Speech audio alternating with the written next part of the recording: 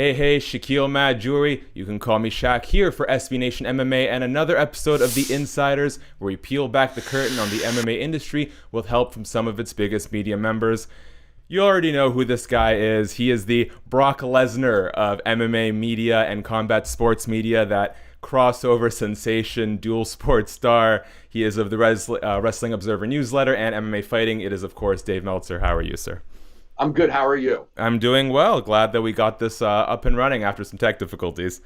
Yeah. Now, obviously, you've had a presence in MMA media since the very beginning, but I think it's fair to say that first and foremost, you are known for your pro wrestling coverage.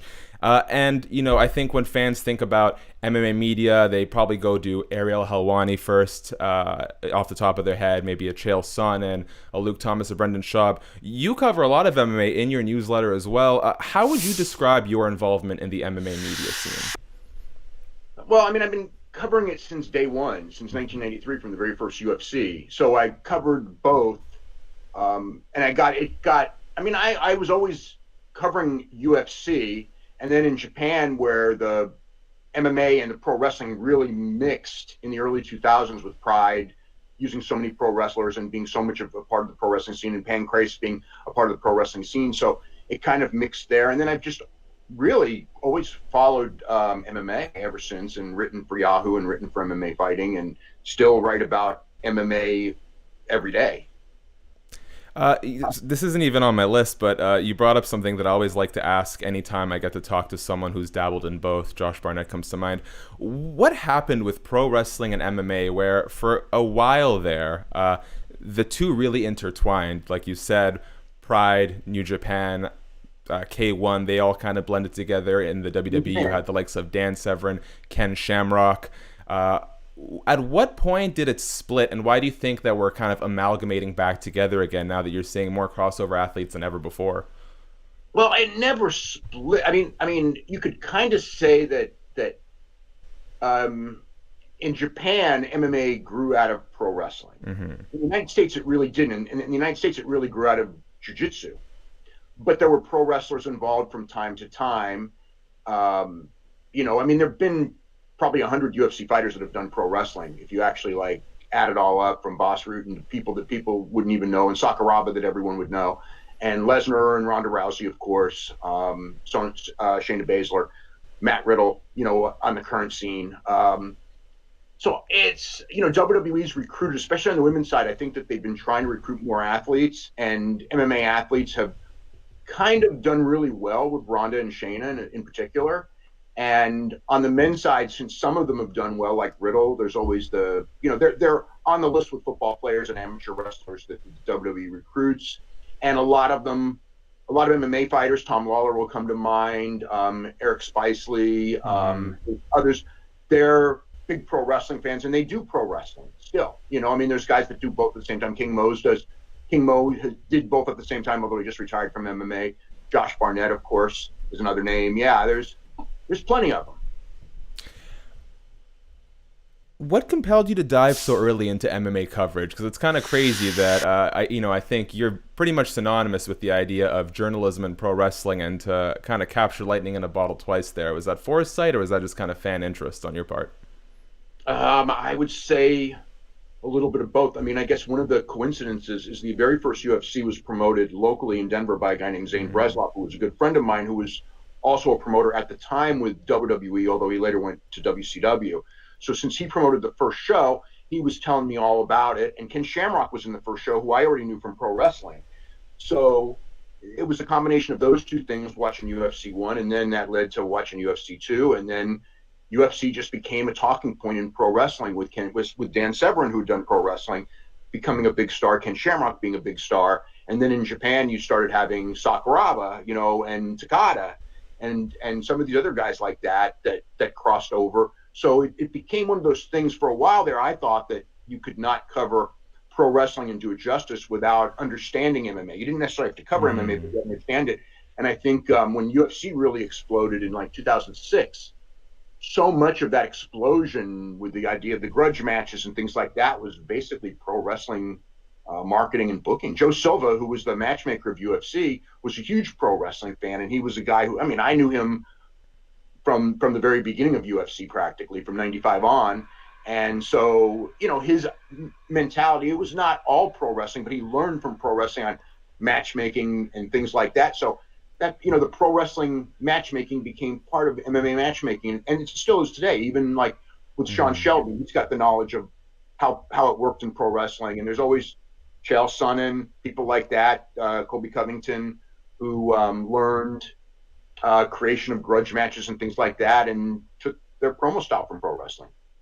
Now, perhaps for the portion of the audience, this is the MMA channel after all, who may not be super familiar with pro wrestling, you have a lot of, ride or die supporters who kind of linger on to every word you say. You have some of your detractors as well. And you also have this rating system, which I would argue is probably the most coveted rating system in pro wrestling. But I am curious, how coveted do you believe your rating systems are? Is that something that you think is very valuable? Is it just your opinion? Like, how do you measure it up for yourself? I mean, it's a really complicated thing. I mean, I don't take it as seriously as a lot of people, but I do, when I watch the match, take it very seriously. But it's one person's opinion. It's not the be all and end all. And it's a weird thing. It's basically a guide for people who don't see matches to go, okay, this is how good this match is. It's like a movie critic. You see 3 stars, okay, that's good. 4 stars, I probably should watch it. 5 stars, okay, this is like, from a wrestling standpoint, it's an Academy Award nomination. So that's kind of what I guess is the impetus behind it. And it's a lot of people think it's based on what I like, and it's really not. It's based on so many different things. It's based on execution. It's based on fan reaction. It's based on the ability for these guys to engage the fans in what they do. And it's complicated because it's not like if 2 guys come out and the place is going crazy before they lock up, it doesn't necessarily mean that the wrestling that they're doing is great. It means that people are really into their match. If people come out and they start out and it's quiet and they build it up, that's based on their match. So it's some people will go, well, why wasn't Hogan and Rock like the biggest, match of all time? And it's like, well, technically it wasn't the best, but also it's like they already had the people. It's not like there's anything they did that got the people. They were hotter when the match started or as hot as when it ended. The idea is that you use your moves and you do your thing to build up the audience and also execute, and also excitement level and storytelling and, innovative moves is cool. There's so many different things. I mean, it's like, I guess it's like watching a movie. There's like, people will go like, well, what makes a good movie? And it's like, there's a million different things that make a good movie. We've seen sort of a contentious relationship between MMA media and fighters, especially lately in light of the COVID-19 pandemic, UFC 249 getting scrapped, and I think for a number of years, especially as managers have gotten better control on fighters, the relationship between the media and fighters can often be stressed. You've said in the past that there are a lot of pro wrestlers who are kind of closeted subscribers of your newsletter. Do you think major MMA fighters are bigger fans of the media than they let on? The ones who want to learn the business end are for sure. But there's probably others that just want to be fighters and are only single-mindedly concerned about fighting, and they probably aren't as much. I mean, it's the same with pro wrestling, but in pro wrestling, it's more. I would think it would be more because most pro wrestlers grew up as huge pro wrestling fans, where I think a lot of fighters may have grown up in other sports and then in their 20s or maybe late teens said, hey, I can kind of do this. But they weren't necessarily fans of, like, say, Sakuraba. Some of them are, but I think there's probably a lot of fighters that, don't know the history of MMA at all. They grew up with it, maybe watched on TV or went to the gym. They were good at high school wrestling or something. Somehow they got into it. Good at kickboxing, whatever. I may be answering my own question here, but I was sort of thinking of the social media age as well as this mainstreamification of the UFC and WWE. And as consequences, I feel like the power has kind of been stripped from MMA and pro wrestling media, these niche medias. Would you agree that MMA media and pro wrestling media has lost their leverage over promotions? And why do you think that is? Yeah, you know what? I would agree, because when mainstream media really is going to have more power because they reach more people. And I think that the media covering the sport itself. I think that the promoters can kind of take it. Smaller promoters, no, because I think that because they're not going to get covered by the mainstream media. Mm-hmm. But when we're talking about UFC and WWE, they're going to react to mainstream media because they know that could hurt them with sponsors, that could help them with sponsors. It reaches new fans. Whereas I think that the feeling is whether it's MMA media or pro wrestling hardcore media, it's like they can reach those people on their own anyway. Mm-hmm. And I think that the more it becomes mainstream, the more the mainstream media usurps the localized media. But the localized media is far more knowledgeable about it, and you're going to learn a lot more in depth about it from that media. Whereas you're only going to get very casual at best coverage from the mainstream media because they're not thinking about it day and night, and they're just kind of looking at the surface in most cases. There are a lot of ways you can sort of mirror the business practices of the UFC and the WWE, whether it's their use of independent contractors as talent, the kind of almost monopoly they have on their independent businesses. Having dabbled in both extensively, which would you say is more morally corrupt, MMA or pro wrestling?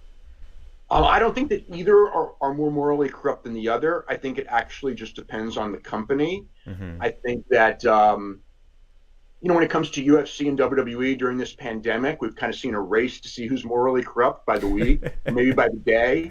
They're pretty high on the list right now, and it kind of changes. I think the difference is Vince has kept his mouth shut and just kind of done stuff, whereas Dana's been talking. So Dana comes off much worse. But if you look at other companies, I wouldn't say it at all. A lot of companies have acted very responsibly. The big companies, and of course, there's a lot of pressures on them. Money-wise and things like that. So I get what they're doing, but I think that they've got tunnel vision and they're completely missing the outside world right now in the sense that they only think about themselves. And some of the smaller companies who are hurting as bad or worse as far as their future goes have been a lot more morally responsible. What do you make of Florida Governor declaring that the WWE is a necessary thing, that it's an essential service, and the rumors that could potentially apply to MMA? What's going on behind the scenes there? Based on the law that they or the way that they defined it on April the 9th, where they sent it in, it covers all sports and sports entertainment as long as it's covered. It's televised on a national basis. That's the wording that they use. So MMA is absolutely covered by that. I mean, it was. The change was so WWE could start taping on Friday because it came in on Thursday, and it came at the same time that Linda McMahon, Vince McMahon's wife, pledged to, donate or spend a certain amount of money for the reelection of Donald Trump within the state of Florida, and of course DeSantis is a Trump disciple. So, it's basically that's how it got changed. That's how they got linked in with, people who are at the zoo. The zoo's closed, but you still have to upkeep the animals. So it is kind of essential, right? WWE got put in that category based on the fact that, Linda McMahon is working to reelect Trump, and that's the tie-in, and agreed to spend a lot of money in the state of Florida, $18.5 million. So that was the cost. Although they would have spent a lot of it anyway because Florida's a swing state. I think one of the real detriments of this social media era of fast news is that we just move on at a rapid pace. Like, things do not have time to get fleshed out. They do not have time to stick in the minds of readers. How frustrating, it's hard for me because that frustrates me. At the same time, I contribute to it with all the work that I do. How do you sort of navigate that yourself, where if there's an important issue, you want to stick to it, but you recognize the attention span of the audience has gotten shorter over time? Oh, it sure has. I know people they don't want to hear about it after a couple of days. It depends on the story. In a lot of cases, you move on and move to the next thing. There's an outrage of the day. This story is a different one. This story affects us every single day. And now, you're going to get pressure from people who are mad that you keep talking about something. But it's like, in this case, with the virus and how it's affecting everyone, it's going to be something that we talk about constantly because it's overriding. It overrides MMA. It overrides professional wrestling. And it's the biggest thing in life right now. As we move on here, I always got to sneak in a possibly uncomfortable question or two. I was scrolling through Reddit looking for kind of interesting tidbits to pull for this, and I came across a post last year. And in that post, you were accused of threatening to sue a high school blogger in 1995 for plagiarism over a user-submitted section called News Not. You allegedly reported his website to WWE, and he was later sent a cease and desist letter from WWE lawyers. Is there any truth to that? No, I've never even heard this before. Okay. So I've never even heard this. This is the first I've ever heard. Okay, I will send you the link if you're curious. Otherwise, 25 years ago, I wouldn't even care. I have bigger fish to fry on a daily basis. Yeah, understood. Then let's move on because that was a short answer. There was a little bit of I don't have anything to elaborate on this, but there was sort of some heat against you recently. A lot of heat, in fact, over comments you made about Peyton Royce. They said you came out and apologized on more than one occasion. Yeah, it was stupid. It was basically a stupid thing I said. Somebody asked me a question on the show, on my radio show, and they were basically saying, how come Peyton Royce's wrestling isn't as good as it was a couple of months ago, and she'd gotten implants in between, and I kind of made a remark on that, and I made it was a joke that didn't work, and I apologized right away, but my God, I mean, it was in the BBC and it was in Australia. It was a worldwide story. And what I thought was so interesting about it was that in that entire period, there were only 2 reporters out of the dozens and dozens and dozens who even tried to contact me. Mm-hmm. And one of them, because of his ties with WWE, basically he asked me a couple of questions, but he couldn't report on it. So it was essentially there's only one guy who even contacted me about it, that wrote about it, and everyone else he said she was fat, and they of course took pictures of her, and she's anything but fat. And I never said she was fat, but she used it for publicity for herself, because she really drummed it up, and she knew what it was because we have a mutual friend who talked to her about it, and she just decided that this was great publicity for her and made her into a big sympathetic character, even though literally I apologized the instant I saw the reaction where she said, you're trying to say that, I'm fat. And it's like, I never meant that for a second. I was, it was a dumb thing to do, though. It was a dumb thing to say, but I apologized for it right away. Sure. And the reason I bring it up is, and I'm in no way defending the things you said in that piece, but it does bring up an interesting point, which is when you're doing radio or your position is to speak for long lengths with people that you've got chemistry with, we're all inclined to make a joke that may be inappropriate or say something off the cuff that doesn't quite stick. Doesn't mean you shouldn't apologize, and you did apologize for it, but what would you like the general public to better understand about the stresses of having to speak into a microphone so often without slipping up? Because we all do it. Everyone's going to slip up the higher profile you are, and especially with me, because the nature of who I am, it's people are looking to play gotcha on you, 24/7. So, and I'm not careful, although I think everything out that I say, but I'm not going to go and sit here and just go, oh, this may offend someone, because everything I say may. And, and if you don't, you're not being honest. And I have to be honest. I mean, that's the thing. So, it's going to happen. The one thing I learned from that first one, because the first one was the Peyton Royce thing was a real bad one for me, but you talked about it. After 36 hours, it went away. It was a bad 36 hours, but when that was over, you kind of developed what I would call herd immunity, in the sense of now when something happens, I go, all right, bad day, going to go bike riding, I don't care. And so the rest of them, and there have been people who accused me of the most ridiculous things in the world, take things out of context. It's a game. It doesn't bother me anymore, because I know that there's, the one that could have hurt didn't hurt one iota. So I know that unless I say something completely racist or something, and I never will, a bad joke or something is people are it's going to go away. Well, I can say you've never offended me, Dave. as we move on, I also work for Entertainment Tonight Canada, so I got to get my gossip fix a little bit here.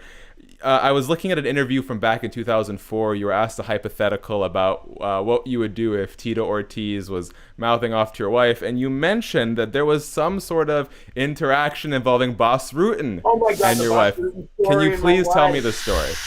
Oh my God. Oh, I hadn't even thought about this in a long time. We were at a show in Vegas, and Bas Rutten pretty much hit on my wife.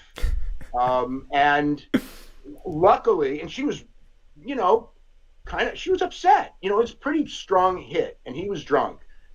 So it's kind of like, what do you do? It's Bas Rutten, right? And thank God I was friends with Bas Rutten. So I went up to him and, told him, and it's like, I hope he remembers that we're friends. You know what I mean?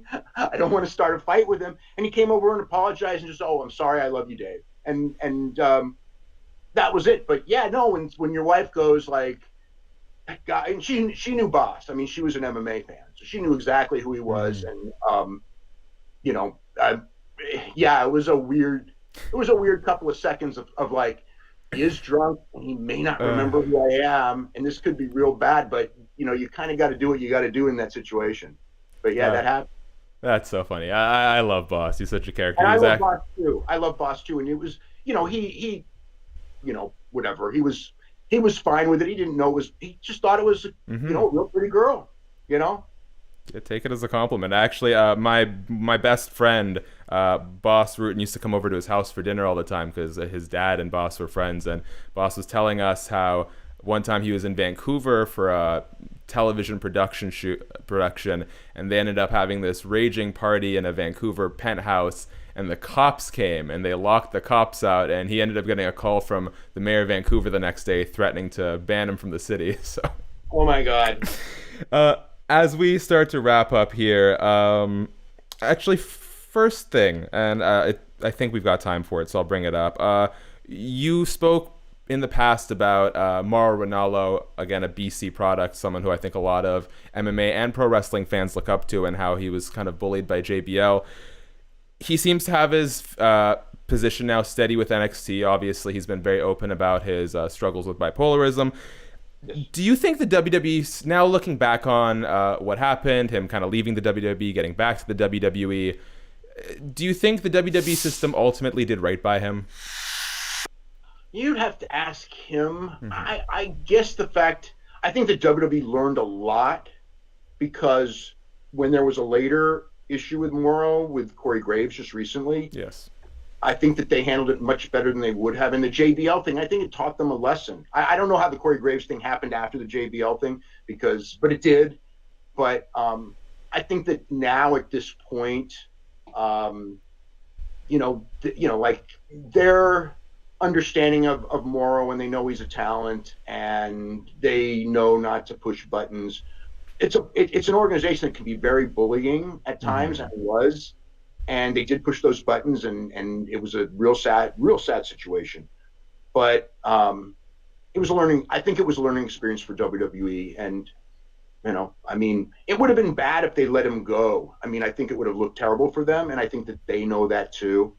And there was things, there was going to be real bad publicity if they didn't bring him back, and that was part of them bringing him back. Was Newsweek was about to do a big expose. Wow. And so it was a lot better for him to be, to just go, okay, everything's cool, I'm back, rather than, even if he doesn't talk, here's all this list of things because we've talked to all these people. And then Newsweek, when Mauro went back, it basically told the story. So, that was part of it. WWE did the right thing the way WWE would do it. Were they right all along? No, not at all. Okay, well, sorry for shoehorning that in. We're having so much fun, but shout out to Mauro Ranallo, because I think he is one of the best in the biz. Let's end this with a couple of fun things. First, I think a lot of people always like to harken back to the good old days, but I think it's equally important to have a bright outlook for the future. So I want to ask you, what do you miss most from the early days of MMA and pro wrestling? But what are you most looking forward to in the future, considering all the developments we're seeing right now? I'm looking forward to this pandemic ending and getting back to normal. I mean, that's really it. Pro wrestling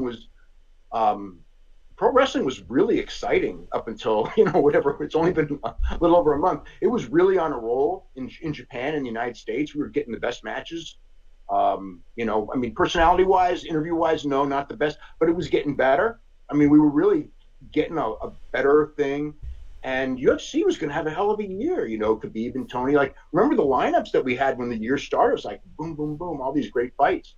So it was, I don't miss when it comes to old MMA. I think that MMA is much better now. Now, do I wish that we had a few more colorful stars? Yes, but I will always wish that. But the quality of the fighters week in and week out is so good now, and the depth is so good. And I'll watch a show and I mean, you don't love every show, but when it comes to like UFC and Bellator, I'm going to say 7, 8 out of 10 I'm going to like. And pro wrestling, it should be a little bit higher because it's scripted, and you should never have a bad show, but you sometimes do as well. You guess wrong, and execution's bad, and storyline doesn't work, whatever. But pro wrestling, I absolutely do miss aspects of pro wrestling in the past. I certainly miss the aspects of the territorial days and the hold that it had on people. Certain characters had a hold on people at a level that they don't now. The huge stars like a Steve Austin or a Bruno Sammartino or The Rock or Hulk Hogan, Ric Flair in their primes. We really don't have that right now. So I miss that. I miss the promos. But on the in-ring has really elevated in the last 3-4 years to a degree that it's never been before. I mean, great matches from any era are still great matches, but there are far more great matches now, or there were up until a month ago. In 2017, 2018, 2019, it was unbelievable how good the in-ring got on a regular basis. And so, yeah, those were my, I had favorite years like 83 and all that, 1983 and maybe 2000 and whatever, 1995, whatever, in those different eras. But I would say that my most fun watching pro wrestling has been the last couple of years. I think it's foolish to disregard the impact that Japanese culture has had on both American MMA and pro wrestling. Pride was the big fish before the UFC exploded. We're seeing a lot of New Japan and Japanese wrestling influence on the modern product of pro wrestling. Absolutely. Why is it that Japanese culture seems to be ahead of the curve with this stuff? Well, it isn't. I mean, in MMA, what the Japan had early is the guys were very submission oriented and less striking oriented. So you got a lot of really cool submission style matches. And that also probably came from the pro wrestling influence, because pro wrestling, it was kind of submission pro wrestling that led to Japanese MMA. And then, obviously the jiu-jitsu, they loved it too, because it's still submission wrestling. Yeah. I think the way the Japanese put shows together, if I look at Pride and obviously Bellator, Pride and K1, Bellator tries to copy that. Those are really fun live shows. And I went to a Ryzen show about a year ago, and it was really fun in a way that it's different from UFC. UFC's fun too, but I actually would enjoy a Ryzen show more than a UFC show. I think if people went to both, most would say, even though the quality of the fighters in UFC is absolutely better. When it comes to Japanese wrestling, it's the opposite. In Japan, in the United States, you've got more of the colorfulness and things like that, but the quality of the wrestling is much higher in Japan. So, in both cases, but what's happened is if you watch WWE, there's a lot of guys in WWE now, the younger guys, where you can watch and go, they're watching Okada, they're watching Tanahashi. You can see the moveset is coming. The top guys in WWE are clearly, not all of them, but many of them are copying what's hot in Japan and bringing it here. And through YouTube and being able to watch these matches in real time, the amalgamation is so much quicker than it would have been 10 years ago, where yes, Japan was a forerunner, but it would take years. Now it takes, if there's a great idea in Japan, in 2 days everyone knows what happened, right? Whereas years ago it would take months and months, for it to amalgamate into American pro wrestling.